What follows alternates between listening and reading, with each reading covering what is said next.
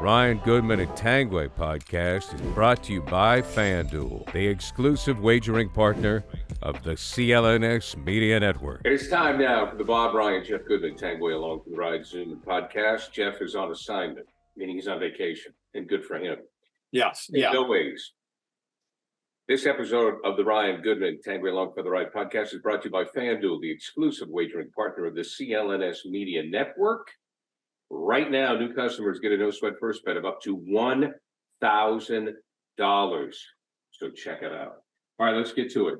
We're going to continue with the Marcus Smart situation because he spoke to the media. So what we're going to do is, while we all know that Bob was a Marcus Smart fan, but he realized something had to give, we're going to hear from Marcus and then make some comments on that. First piece of the interview we'll hear from Marcus off the top was that he was shocked that he was dealt. He found out via Twitter because he had been sleeping, and he had been told that there were no trade talks, that he was good. Let's listen to Marcus here. It was a shock for sure. I think for me, I was actually asleep, and my agent called my fiance. She woke me up out of a sleep, like literally about, I think like, it was right after the deal had been made, and I think Shams had already tweeted it out. And that's how we found out. And then, I went to the gym the next day, got my stuff. And then I talked to Brad and Joe and a couple other guys that was there at the gym. But it was definitely shocking to find out that way, especially because the week before I was already told that we were good, and there was no trade talks with me, and I was good. So, we was expecting that. But for me, I understand the business side of it. And I've always been like that, and anybody knows me knows that, I'm the first one to tell people you can't put personal with business. It just doesn't mix. And if you do, you're going to get yourself hurt. So, Bob, it seems to me that at the time, the Celtics thought that Marcus wasn't going anywhere. But as we know, another deal fell through, and that put him back on the market. Did they make a mistake by making that promise? Well, the promise, yeah, it's always a mistake if you promise something like that, and for any team in any sport at any time, and then break the promise. That's not good business. Because if for no other reason, the word gets around. Your reputation around the league is suddenly altered to a degree. And Brad was like clean as clean as anybody could be. In terms of his image and his dignity, his morality, his ethics, all that. And I mean, it doesn't mean he was automatically become a bad person, but this was a tactical error. And there's also two sides to every story as well. Yeah, that's right. To be fair to Brad, I mean, we know that Brad Stevens is not ingenuine. I mean, he's not a liar. He doesn't lie to people. We know that. So, it very well could have been a misinterpretation where Brad may have said, you're good for now, or right now, everything looks good. And Marcus took it one way. But regardless, Bob, of what happened, Marcus was going to be hurt no matter what. I mean, no matter what. Well, he's the longest tenured Celtic. He spent he spent 9 years here, more, believe it or not. And and he associated himself with the Celtics. I think he plugged into the mystique. I think he would have been as proud as anybody on this roster to have been a part of an 18th banner. I don't think there's any question about that. And that's an unfortunate part of losing Marcus Smart. There's no question. I'm thinking, I just running through my head once again as you were talking about how the trade with the involving Brogdon fell through due to the injury, and I'm wondering, was how quickly the Smart thing materialized, or did it materialize? Was there a plan B? Was he a plan B all along, or suddenly? Because if not, wow, that's a quick decision, isn't it? If not, and you wonder. I mean, I'm just throwing it out there. I just wonder. I never have to think. I mean, let's Brad Stevens, and we're gonna, we'll throughout the summer we'll be talking about Brad's moves, and obviously Brad is not standing pat because we'll get to Grant Williams in a minute. I mean, Brad Stevens is a nice guy, great guy. You want to have a beer with on your back porch, and I do believe he is not disingenuous, but he will trade you. He will change things up. He will say, we are not standing pat, and that's what he's done. With the Celtic team. So I have to believe, Bob, that Brad has run through every scenario with the exception of trading Jason Tatum, and maybe even then, because Belichick used to do it. Belichick, in his heyday, when he was on top of his game, he knew where everybody was going. He had all kinds of scenarios. I mean, don't you believe, isn't it Brad Stevens' job to have value on a board for every player and possibilities of how he could make his team better? Well, if that's the case, he learned at the foot of the master, because we know Danny, I used to say, was the most fearless general manager in the league. Right. And the stuff that he did, and including bringing back Antoine Walker at the time, was shocking to no one saw that coming. And so, yeah, fair, valid point. So I think he studied, he studied at Danny's feet, and so no, you're right. Okay, all right. I just still think, wow, I had to be. So I'm gonna have to say. I think another thing, to support your fandom of Marcus Smart, I think other teams probably asked about him. I mean, while I was frustrated with him at times, Jeff Goodman was frustrated with him at times. I think there are probably a lot of other teams that liked him, and for his leadership and his passion, and for all the reasons you love him. Yeah, people will probably be asking about him. Yeah, I could see that. I can see teams wanting, once again, everybody would recognize his inconsistent shooting and his flaws, but the positives, I will always say, are unavailable anywhere else. There is no 6'5" guy that is Marcus Smart. I'm sorry, there isn't. And so it's a plus minus thing maybe. And there you go. I wish, I will always wish that they could have won a championship with him playing the way he played from the middle of January 2022 to right up to game 5 of the finals last year. That he acted as a point guard, and he seemed to hone in, his tamp down his impetuous 3-point shooting, and he acted like a true point guard. Right. And we talked about it, and I would love to have that team, wish that team could have won with it. But this year, that didn't quite materialize. And now they're still without a true point guard, unless you're going to call Pritchard one. And he's a shooting guard who happens to be 6 feet, 2 or whatever he is. So well, if you have Tatum, and Brogdon's healthy. Yeah. Well, and White. Well, he can be. I mean, it's close enough, I guess. It's the closest they got. Those two are as close as they got. And it could be enough, because you do have Tatum, who can see the floor, who at his best, is a more, not just a scorer. And it's possible he could be, a Boston's version of what Durant is, frankly. And you also have Derek White. We got White. So I mean, okay. I mean, I'm just saying I'll live with this. And right now, I mean, if White playing, the best we've seen of White is very good. It's damn good. Right. And now, plus we know the defense, and there's no reason to get off the Brogdon bandwagon. He was hurt, damn it, and that was an underplayed thing in the finals, and in the conference finals. Sure. And he was hurt, and I hope he recovers. Now I'm still a little concerned how the depth of extent of the injury, since they're not talking about it much at all, and for it to be enough to scared the Clippers away from obviously thinking, well, we're worried that he won't recover, or else they would have made the trade, right? Yeah, so that's a problem. I don't know, and this is a loose end, Gar. This is a loose end for me in this summer. Yeah, no, you're right about that, and we've heard some rumblings from Causeway that he's going to be fine. That it's an overreaction by the Clippers. It was I've heard some rumblings. It's an overreaction. He'll be fine. We'll see. I don't know. It's a fine point. There's one more thing I want to touch on with Marcus that I want to give him credit for, because Lord knows I was critical of his game, with the exception of the period you talked about, where he was fabulous. Yeah. Let's hear from Marcus on his special bond with the city. That seems like a collective kind of depression. People trying to get over what happened. Yeah, I mean, I grew up here, 9 years here, in the city. I've done stuff in the city, to become more acquirable to the city for myself. And, I just built a special bond with the fans and the people of Boston.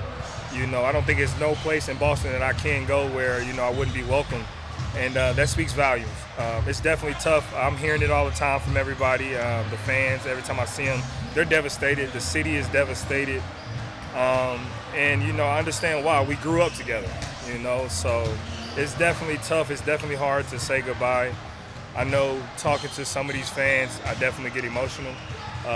You know, they're coming up to me and they're bawling. So I definitely have heard, you know, everybody's disappointed. But like I said, you know, it's a business first. Boston will always be in my heart. I love Boston. But, you know, they decided that they made a move what they thought was best for the team, and that's all you can ask for. Look, you and I have been around here a long time, and Boston is a tough place to play. And what I do appreciate about Marcus, and I wish other players felt the same way, is he loved playing here, Bob. It's a rarity. It's a rarity now. I mean, he loved playing here. Some guys don't like it. Some guys don't like the pressure. Some guys don't like the sports radio. Some guys don't like the media. They don't like the culture. He loved it. Bert, look, it's always encouraging to me to hear a person of color say something good about Boston, an athlete, because the bad thing is still hanging out there as recently as a couple of years ago with Right. you know, the Adam Jones thing, and you know, there are still. I suspect there are people with clauses in their contract that have Boston as a no trade place. You know, we know that has happened in the past. Wouldn't shock me if there's still a few of those things hanging around. So it's good to hear a person of color praise Boston, to say I loved the environment. I like it. I was happy living here when the game was over. That's the implication we get from him too, right? He was great. I mean, I saw Marcus at community events. Marcus was a great ambassador for the Celtics. It's really, he just took too many threes late in the game, you know, for me, but he was great for the team. I mean, you know, I mean, it's hard. You know, some players, they listen to the sports radio. This is a tough town still. And with social media, some guys come in here, they have a bad game, they get clobbered, you know. Marcus had his critics, obviously. Oh, the nature of his game is going to produce critics, obviously. Yeah, but, you know, he handled it. And that's one thing I will always appreciate Marcus is he said, I loved being here. And I think that that's fantastic. Now, the big thing, of course, is he's going to have to change his hair color. And, you know. Oh, I know. That's right. Anyway, he just moved into a new house. Poor guy. Doesn't that always happen with guys? They move into a new house and they get traded. That's why I know that is such an age-old saga in sports. It's true. Yes. So, well, anyway, I hope he deserves to be finally remembered. And when he returns next year, I hope there's a tremendous standing ovation and maybe even a video tribute. And the highlight for me will be the intercepted alley-oop intended for Giannis. Right. That is my favorite Marcus play of all time, and is that play. And so anyway, he'll get a standing ovation. There's no doubt. How do you think he's going to be as far as being a mentor to Ja? And does Ja need a mentor? Interesting. Well, that's a very good subplot, and it's a very good adjunct for Memphis that he might be able to, you know, help out in that regard. You know, it's not fair to ask him to make that part of his job description, but my guess is that he's savvy enough to assume it. So we'll see. I think that at the end of the day, I mean, Ja is still the guy. I mean, Ja is still going to be the man. Talent. I mean, he's really talented. But what Marcus Smart can teach other players is why they should love the game and be grateful for what they have. You know, and I guess it's easy for me to say that, but he loves to play. He appreciates what he has. And I think that will be good for the Grizzlies. Take your first swing at betting MLB on FanDuel and get 10 times. It's 10 times your first bet amount of bonus bets and up to $200. Just bet $20 and you'll land $200 in bonus bets, win or lose. That's $200 you can spend betting everything from the money line to the over-under to who you think is going to be, well, hitting the first home run. All in the app that's safe, secure, it's super easy to use. Plus, when you win, you get paid instantly. There's no better place to bet on MLB than FanDuel, America's #1 sportsbook. So sign up today and visit FanDuel.com/Boston and get up to $200 in bonus bets. That's FanDuel.com/Boston. FanDuel, official partner of Major League Baseball. Moving on from Marcus. Yes. The Grant Williams situation. Yeah, good for him. I mean, it's a sign and trade with Dallas. 3-team deal in the Spurs. The Celtics get a $6.2 million trade exception. Williams gets a 4-year deal at $53 million, which I think for him Dude, take that money and run. I totally agree. Look, I'm not upset or anything. I'm happy for him. And he was squeezed out of the rotation last year. What's going to happen now with Porzingis? And we don't know what else they might do. So, but still, because he saw that, he knows that. Just he's going to have a long NBA career as long as he really wants it as an auxiliary player. Right. He may very well someday be part of a rotation of a championship team. I can envision that. He could have been one here. So he's got a value. And God knows he's a terrific guy. And he's a great guy. So, I used to kid, this all year that the Celtics leading the league in future politicians.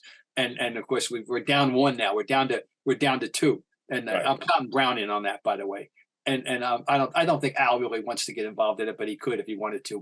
But certainly Brogdon, his future outside of it. Neither Brogdon nor Williams is going to have a future outside of basketball by choice when they're done. I think you'll see. Oh yeah, they'll both do better. They're going to do something else. They won't be coaching. They won't be a vagabond coach in the NBA. No. Neither one of those guys at all. And I don't know about Brown either. So anyway, it was nice to have around. I always like, and this is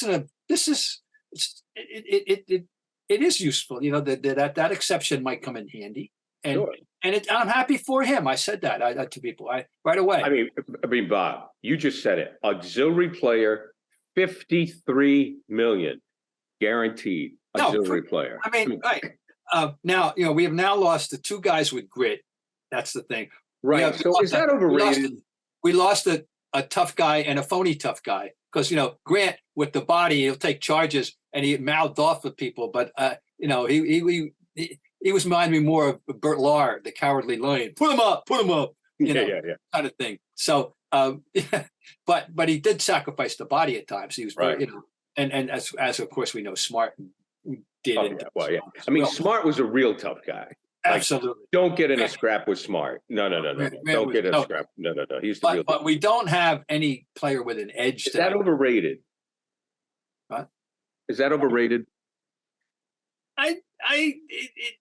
It's something that's really good to have if you can find it. I'll put it that way. Can you live without it if teams won? Of course they can. But we'll never know. For example, we'll never know the incalculable value of. We're going to get to him in a minute. Draymond Green, what he's meant to that team, and sure. what he means to that team, and we'll continue now because he has been re-signed. But we'll never know if he was something. What makes him is the same. The things kind of in a sense stuff that makes Marcus, and take away the edge, and they're not they never would have had the careers that they've had. Anyway, is it overrated? Good question. It's not absolutely necessary, but it's damn nice to have. Right. And I love Boston. We love it. So out there, I'd love to. We go all the way back to Red with Bob Harris, Bob Branham, and Jungle Jim. Honest to God, I actually was witness to a game in Philadelphia when I was when Red sent Jim going to straighten out the situation when they were picking on Kuzi, and they sent Jungle Jim in to restore some law and order to that game. But anyway, this is a long history in Boston. That goes way back 70 years now. But anyway, it's nice to. What I'm about to say is. I'd love to find who's the next PJ Tucker and bring him in here. He's like the standard of that right now. Right, a lot of people. And Draymond too, because he's getting older too. Tucker's been around. Yeah, so, I don't know who the young Tucker or Draymond is. But the thing with Draymond though is that I think Draymond is a talented basketball player as well. Oh, he is. Sure. He can pass. Oh my God. No, he's a wonderful player. But that's the thing is we look at I think Draymond's a better player than PJ Tucker. Oh yeah. Right. So when we talk about Draymond, there's no question of PJ's one value on offense is stand in that corner, make the three. Draymond brings much more to the table than that offensively. Right. No question. So there's no one. Oh no, Draymond.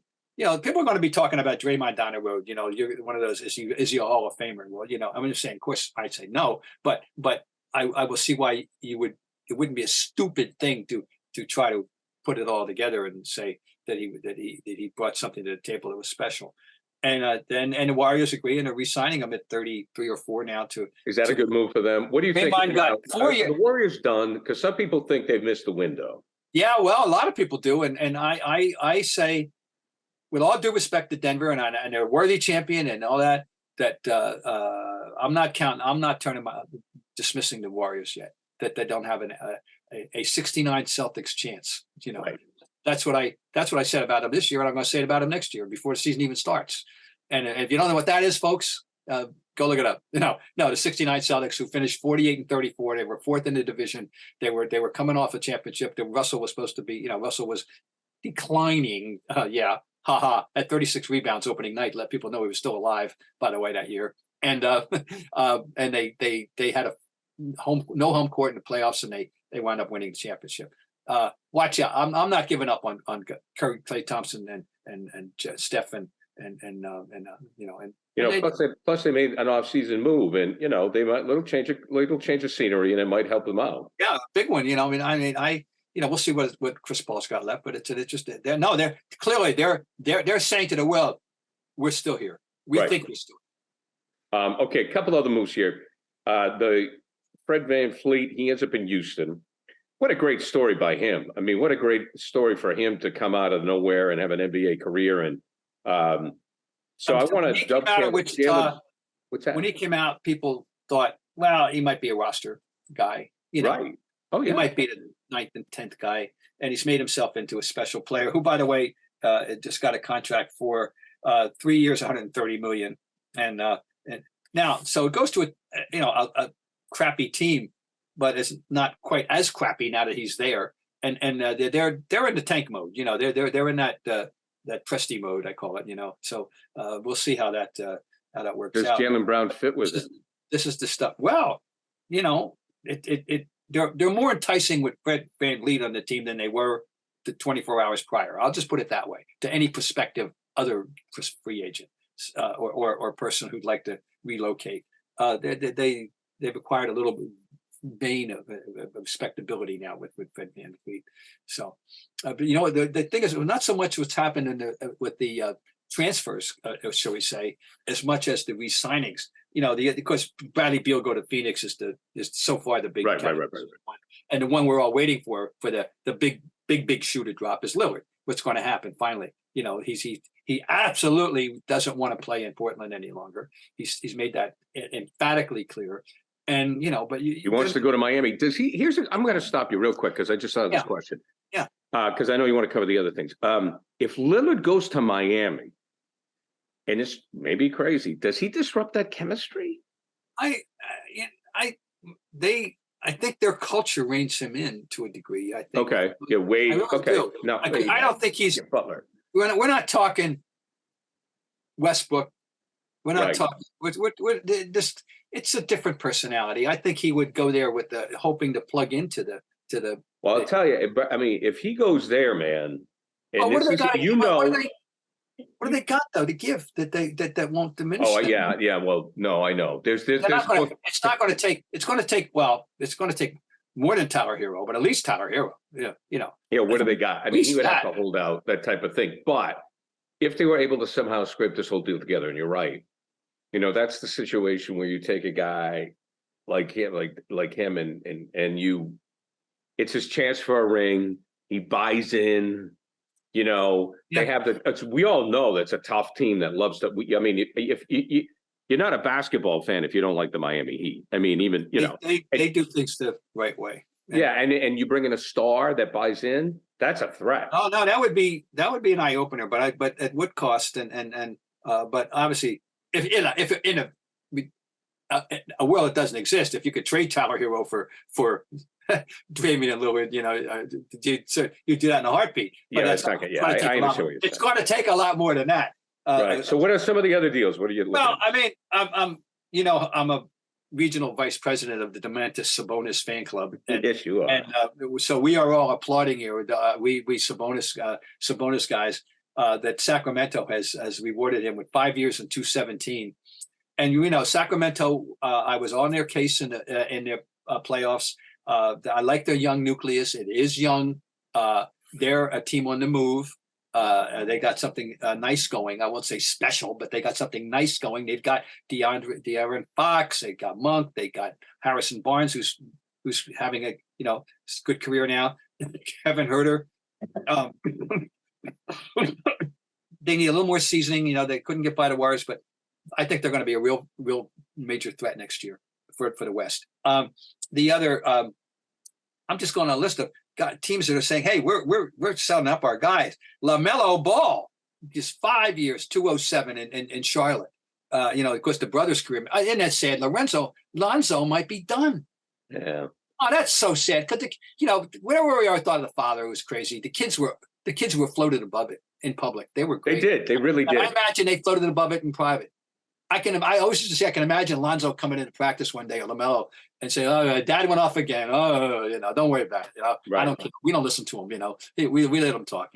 Okay. One of the great stories I think of its type that speaks to modern basketball as much as any individual has spoken to modern basketball, the evolution of the NBA, the hostile takeover of the three, the realization for big men that they can't go back and be George Mikan in 2023, right? Brook Lopez. I urge people listening to this podcast, go Google Brook Lopez, go look, you can find him easy, and look up the beginning of his career arc and his stats. Look up his career. Look up how he literally did not take a 3 or 2 or maybe a half a dozen in the first X years of his career. And they were at the end of the period, right? Or the 24-second. Oh, sure. Okay.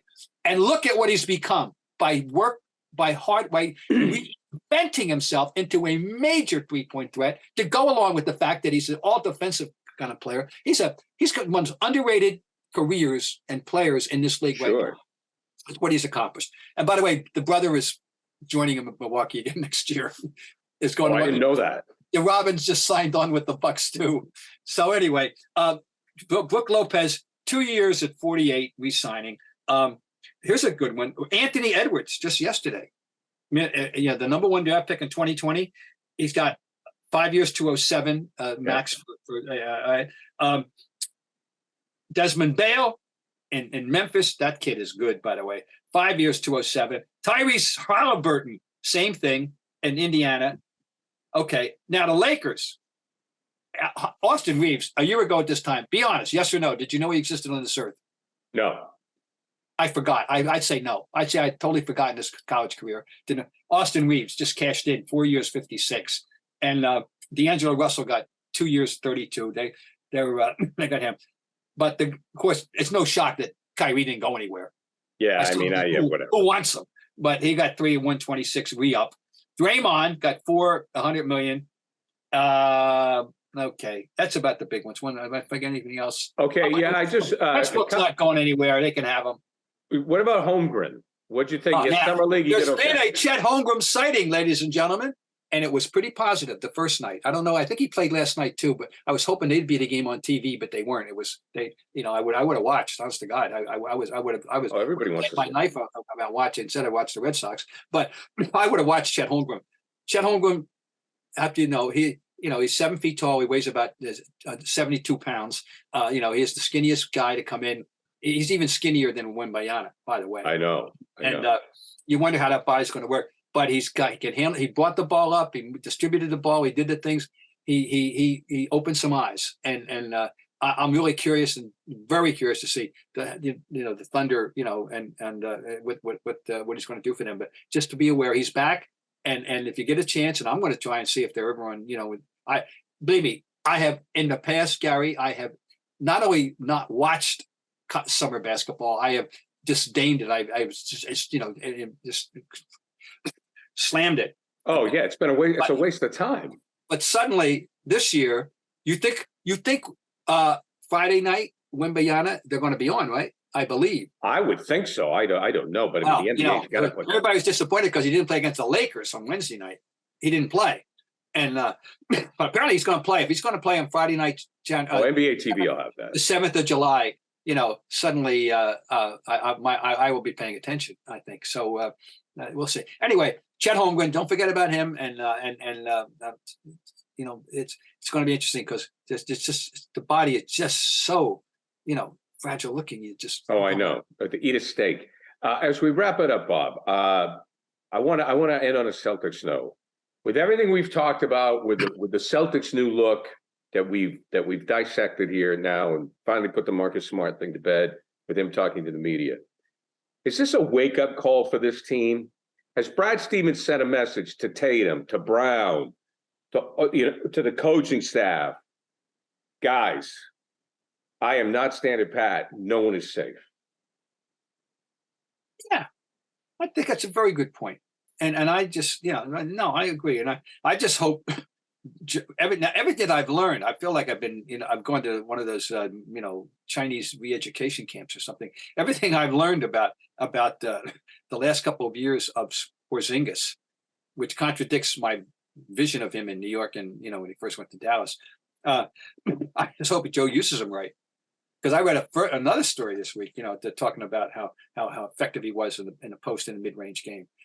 Now, so if you got, I just want to bounce. Fine if he can make a three, that's great.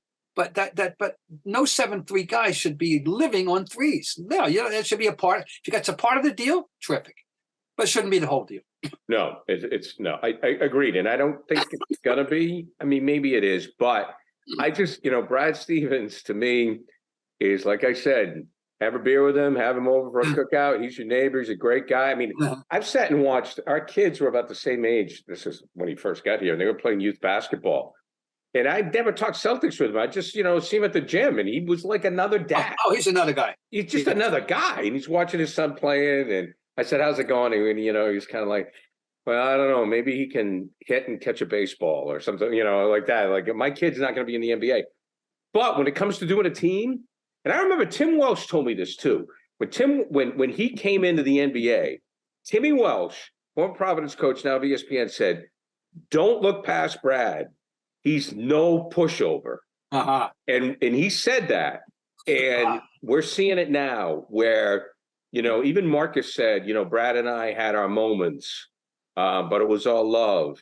And Brad, the GM, dude, you better, he's no pushover. And I think we're seeing it. So I think that's good for Celtics fans. That's my final comment. Let's put it this way. The question has been answered. And the question we had, and it was, maybe I underestimated but the question was, okay, are they going to stand pat, ask these guys to do it over again, only better, with minor tweaks, or are they going to do something to shake it up and go about the business differently? And we've had the answer. Yeah, they got too comfortable. Good the answer move. is yes, and that's what he's going to do. And now we shall see. Bob Ryan, gentlemen, always a pleasure, my friend. All right, Bob Ryan, brought to you by FanDuel.